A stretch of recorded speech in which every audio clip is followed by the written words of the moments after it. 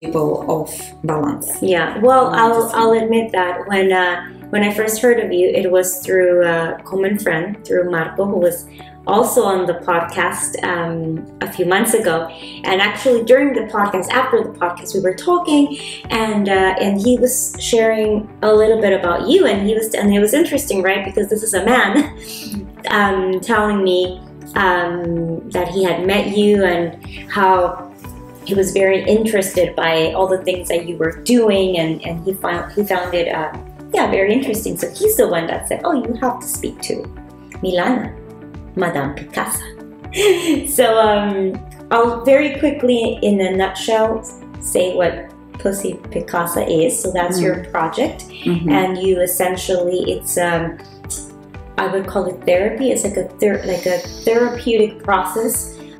So then you were living in Israel. Where in Israel? Right in the center, near Tel Aviv. Okay. What's the name? Holon. I was there not too long ago. You did? Yes, I was in Israel a little bit over a year ago for the first time. I was there for a month, so that's why I'm curious. Where I'm like, oh, maybe I spent some time there, but I do not remember the name of that city. I don't think because Holon is more for families. Okay. I guess people, when they travel around the areas like Tel Aviv and Jerusalem. Yeah, I went to other. Haifa. And I went to all These of are more. I spent some time in Palestine also, so it was an exotic country. It's beautiful. How long were you living there for? 14 years. 14 years. And where were you before Tel Aviv? I was born in Uzbekistan. Uzbekistan, okay. Which was part of USSR at the time. Yes. So I speak Russian. Okay. And now it's an autonomic country on its own. They produce a lot of cotton. Okay. And then from there you decided to go to Israel. Yes, because Russia opened up the gates for people to go anywhere they want. We were not allowed to. And then when they opened the gate, a lot of people escaped. Okay. Israel got, I believe, around 1 million Jews into the country within a couple of years. Wow. It was a massive. So you're Jewish? I'm Jewish. Okay. Oh, I love this. I'm discovering more and more. And I'm originally, maybe it's interesting to mention, from a country where it's a kind of like a third world mindset. Okay. Where woman is a second citizen, kinda. And it's normal there.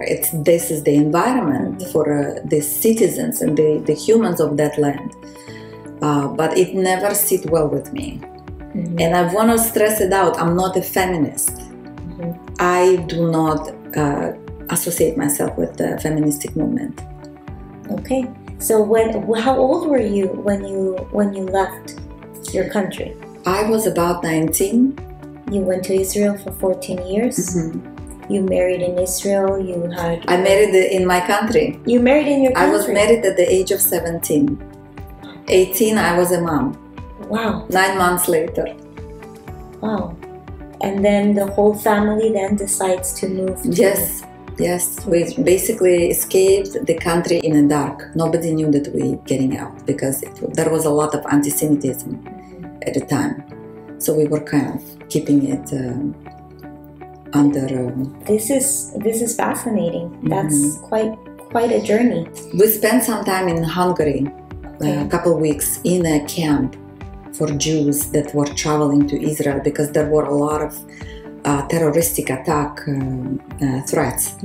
So we were staying in a closed camp where they were feeding us and we had everything we need, but we could not escape it. We were not allowed to go outside of it because we were waiting, because so many people were traveling to Israel, Jews from Russia, from all the parts of it, and it was overwhelming for Israel to get all of them. So the airports were probably filled and the government and all these papers and everything was just like difficult and overwhelming. So they were keeping people in the camps in different areas. Like I know Italy as well had this.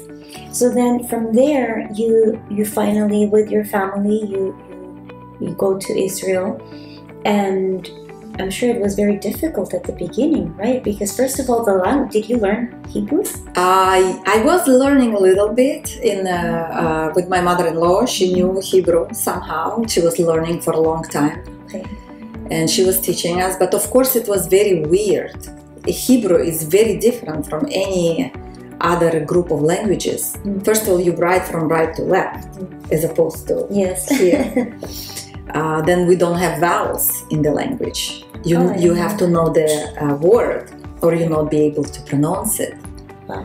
So a lot of these tricks, but I was so young and so like fascinated by everything. I was like a kid. I'm getting into a new country, and I had my husband. I had my you were like a kid with kids. With the kid. Yeah, with the I was a kid with the kid. Yes. Wow. So then you had your second child there. Yes. And you stayed for 14 years. Mm-hmm. At what point, because I'm sure it felt home at some point, right? I mean, that was home. Totally. You had your group of friends, you had, after going through such a hard time to get there and escaping, as you say, building a home, building a family, having a life there, why the decision to leave?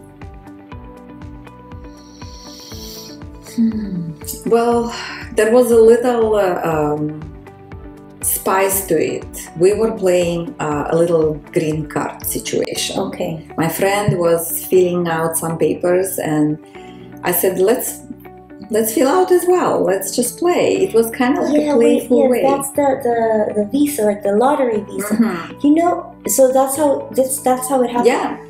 You are the third person I know that got that visa. It's unbelievable. I know it's pretty rare. Yeah, it's pretty rare. It's pretty rare, and I know 3 now. Actually, 4. With you are the 4th one. That's crazy. And they all live in San Diego. Because when they want to decide where to go, they want to come to California, right? That's why you also decided on California. Yeah, we had friends living here, and when we communicated with them, they're like, this is the best state. Don't even try nothing else. Mm-hmm. But I did went to Florida. And then I went to New York. Okay. And none of it was appealing to me, because Israel is pretty brutal climate. Yeah. It's hot and humid most of the time of the year, and all these insects that come with it, like cucarachas. Yeah. I was not a big fan of that. Yeah. And then I went to New York, and it's like hectic. Lifestyle is very hectic, and it's cold. I went winter time. I'm like, no. Yeah, it's cold. So, why not Florida though? Because Florida is so warm. It's too much. Too warm? Too warm and too humid. I don't like much humidity. California is perfect. It's a balanced, grounded land of opportunity, beautiful attitude, beautiful people. What's not to like? Yeah. Ocean. No, you're right. So how long have you been here then? 17 years 17. Now. Wow, that's awesome. Okay, so let's go back to this when that awakening as a woman for you started. You feel that it was always there, or it started really even before you got married? Like, what was that process? Because I find it very interesting how after all your journey, you have now this project that is so much about really pushing women to find themselves physically. Well, maybe explain Pussy Picassa first, and we'll take it from there. I was asking, sometimes I ask a question and I get quiet, and that's how I get answers. That's my connection with the source, how I find it true. I asked, what is Pussy Picassa, bottom line? Because when I explain to people what it is, everyone gets fascinated. But a bottom line came up as Pussy Picassa is how to be best friend, best lover, amazing human, superhuman, compassionate, loving, forgiving, original, satisfied, happy as a mindset. No one is happy 24/7, but happy as a mindset.